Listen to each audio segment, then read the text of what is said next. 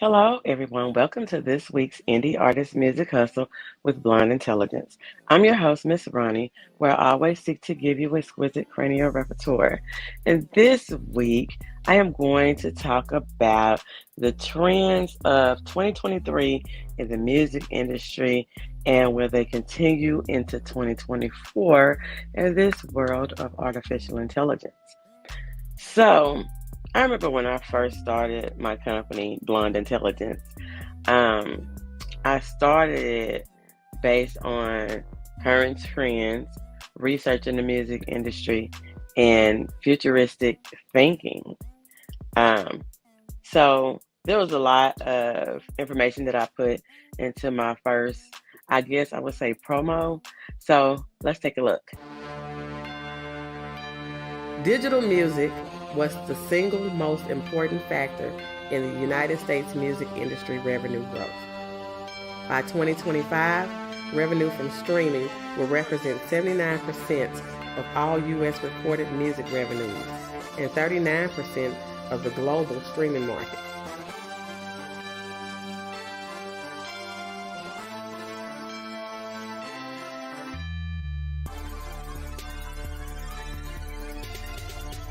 Hip-hop and R&B became the most dominant genre, with a 72% increase in on-demand audio streaming. Paid subscriptions was the biggest format of recorded music in the United States in 2017.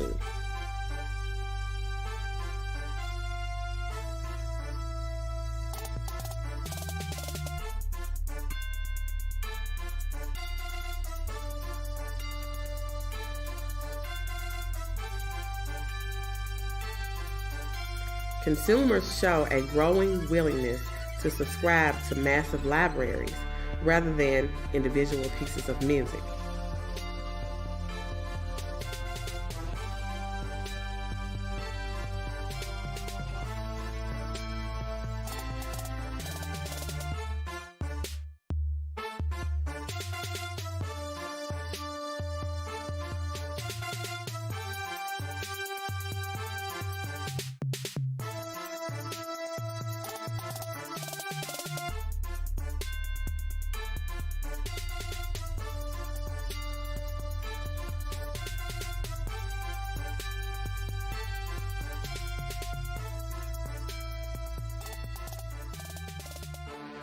All of those changes happen in the music industry, and some has evolved and even morphed into something more, and some have just changed altogether. But according to MN2S, the five music industry trends to know in 2023 are: number one, the rise of sped up songs, especially on TikTok and Spotify sped up playlists. So you actually do see a lot of that. And in some of these five trends that they talk about, TikTok is in the top five trends more than once. So I will say that. Number two, the subgenre synth waves that make use of analog synthesizers. Their recommendations are Ben Elson or Oh the City. So that is another form of music, and another reference that I use, they talk about the rise of subgenres in the music industry. So one of the questions that I ask artists when they come on the show is, what do you consider your genre to be? So it's like they get a chance to name their genre, and they're creating subgenres. And for me, I listen to what people say. And if you say, I would kind of label it as this and this, kind of something, I would label it this, and created just another subgenre instead of sticking it into, oh, this is rock, or this is rap, or it's R&B, or folk, or the regular genres. I think that when I ask artists that question and they can come up with a subgenre of what they think their music is showing just great creativity to me. Number three, TikTok continues to be a hit maker, basically an open playing field. They suggest scrolling through the TikTok music charts. And I know recently, now Billboard has TikTok charts. So when I said that TikTok would be mentioned more than one time in the top five trends, TikTok is something that people need to get on. I always had a TikTok page, but um, I never really like used it. I would maybe go to it every now and then to look to see what was going on, and if people know, I would watch a lot of YouTube, and if they refer to a TikTok video, they would show it, or I go back and look at it.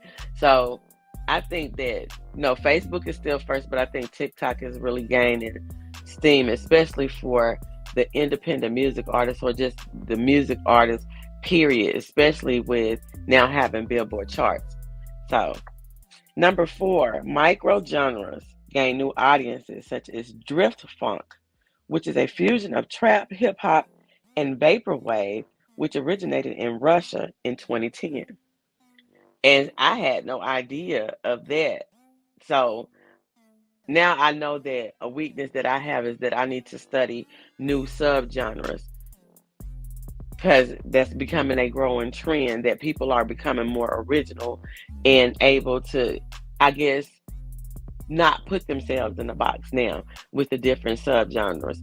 And again, that is a subgenre mentioned in number two and number four of the top five trends. Number five, the reemergence of classical music in terms of usage. For some, I know when I first had my kids, the doctors would say, let them listen to classical music because it stimulates the brain and make you feel smart, and it does this and da da da. And there's a reemergence in classical music as background music for a lot of what they say is YouTube content creators. And I can see that because I like to use classical music sometimes, depending on what it is, especially in business. No, you would find a lot of classical music. And I even like classical music that's fused with hip hop. So, some information that I found interesting for trends for 2024, and the source is called ATFI. I hope I got that right. I'm sorry, but the source is called 85. The music industry has adjusted for inflation and the weakening dollar, which means that you still may get paid and may even get paid more, but with the rising cost of everything, it's like you're still either going to be in the same position or even not as in good a position. Artists should focus on being influencers and creating content to make money. That's where that TikTok and Instagram and social media thing comes in, where yeah, you can sell your music and you can endorse products and you can do a lot of your own things. And what they're saying is look for ways, the music podcast, all of that, for other streams of income as being an artist because of the the the the account for inflation and the weakening dollar. Independent artists are gaining a larger share of revenue. Explore opportunities beyond music and focus on converting attention into revenue. Instead of trying to go viral for some silly shit, then make it where you're gonna make some money off of going viral. So if you're gonna do some silly shit, then have your own music in it. Make it where you're making the money. Artists need to recognize themselves as a business because fans are more willing to support artists directly. I tell artists that all the time. You need to have a register as a LLC. You need to either have or have a DBA. Um, do you own the copyright to your name? I mean, it's just a lot of things that goes into a business. And I've just noticed, I'm not saying all of them, I just noticed that some independent artists do not count it as a business. They'll do hobby like things. I had an interview with a artist, and he was telling me about the project and how they got together, and none of the business aspects that counted for revenue were done. And he was like, and I was like telling him, and he was like really nonchalant about it. Okay, well, hey, it's your money. I'm not even going to worry about it. That's you. But according to this source, 85, it says artists need to recognize themselves as a business because fans are more willing to support artists directly. So when you go to your shows, they buy your t-shirts, they buy your headphones, your tumblers, your shot glasses, your whatever you're selling. They are the ones buying that directly. So if they like you, or they'll be like, "Oh, I know you," or because I have somebody to come and say, "Oh, I saw this artist on Twitch. She does this and this and this," and it was on another platform, and he started supporting simply because he had recognized that artist from another platform. So word of mouth is a big thing, and I know it's kind of getting off the subject here, but although you do have competitors, I went to a convention, and one of the things they said that I always believed was that if me and you are doing the same thing, although you might consider the competitor, is not. You should collaborate because you might bring one aspect and I might bring another aspect. And we should come together to be like, what can we do to make money? Because we have this segment here. But a lot of times you find that people want to go against and be competitors instead of working together and not understanding the age old saying is you can catch more honey. No, you catch more flies with honey than with vinegar. So having a sour attitude or, oh, I got the one up or beat this person or do this right here, none of that is going to get you ahead.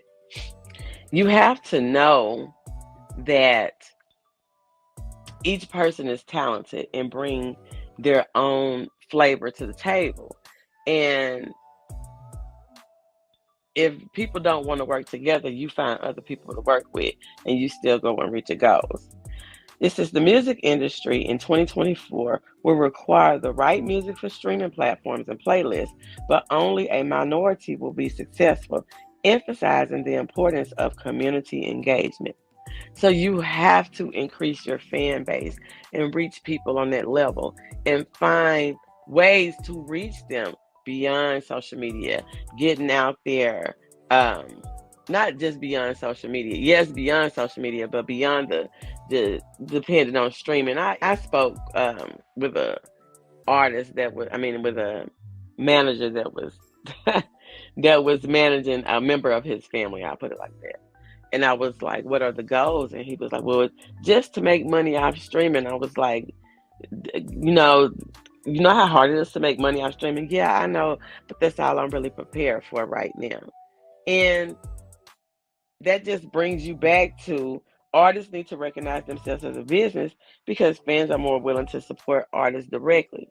If you're not even putting forth the effort to even be a business, then at some point you need to recognize that you're wasting your time if you're not expecting to get paid. I worked with an artist one time and I asked him, I said, what is your goal? And he said to get paid off my music. I was like, okay, we can do that.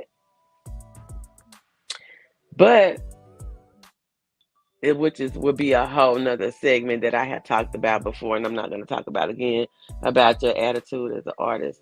But that kind of ties into the community engagement. How are you communicating or interacting with members of your community? And members of your community is people who show support to you. And the members of your community can be all over the world. And it could be more than just people on Spotify. I interviewed one artist and he told me that he liked Bandcamp because he was able to directly interact with the people who was listening to his music, how they were able to leave comments and, you know, have that exchange with him. And he preferred that platform over any other, although that he was on all streaming platforms. So I would just say that within the world of AI and how the music industry rules have changed again, because this past year, even with the way that you have to register and the opening of new charts with Billboard, merging, with TikTok, it's just so much that you have to stay abreast on and realize that some trends, because like I said, I talked about what was going on in 2018 and what they predicted for 2020. When they predicted for 2020, they didn't predict COVID. COVID happened, some things changed, some trends changed, some things evolved. And as an artist, especially as an independent artist, and you might not have a whole group around you that is business oriented where they can, hey, I can take this part, you take this part, this person take this part. You might not have different departments as an independent artist, but you, at that point, you have to stay up on the business aspect and recognize yourself as a business and how you're going to be represented and what your legacy is going to be based on those trends. So I'm not going to make predictions for 2024, but I will say that I agree with a lot of this info that TikTok is going to continue to be a hitter in the music industry. And I don't think that when TikTok was created that it was even meant for that. But TikTok was like one of the first platforms where you could use artist music in your videos. And I know the Facebook shortly followed, but in the merge of that, Facebook trying to do it hit people with copyrights and had to go back and unmute videos. And I mean, it's just so much. And I'm going to talk about social media. I actually have a show planned for that. I just hadn't recorded it yet, and I don't want to record it yet. I need to see what's going to happen with something first. But as always, you can find us streaming live on social media, on all podcasting platforms, and on the website at www.blonde-intelligence.com. Also on Patreon, and I have started doing a little TikTok. You can follow me at Miss.BlondeIntelligence on one of the platforms, at Ronnie on another one. But anyway, I am Miss Ronnie, and I will see you next week. This is Indie Artist Music Hustle. Bye.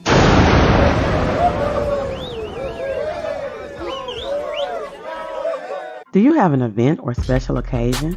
Are you a lover of chocolate and strawberries? Tea's Sweet Treats and More specializes in chocolate dipped and drizzled strawberries. She uses the freshest strawberries and the finest chocolates for Tea's Sweet Treat. To order, contact Takira on Facebook Sweet Treats and More or by phone at 870-663-3604. Hey girl, let me tell you about this podcast. Girl, everybody has a podcast these days. But this one interviews new and interesting indie artists. It's called Indie Artist Music Hustle with Blonde Intelligence. Really? Where can I find it? It's on all podcasting platforms, streams live on social media. What'd you say it was called again? It's called Indie Artist Music Hustle with Blonde Intelligence. Girl, I'm gonna have to check her out.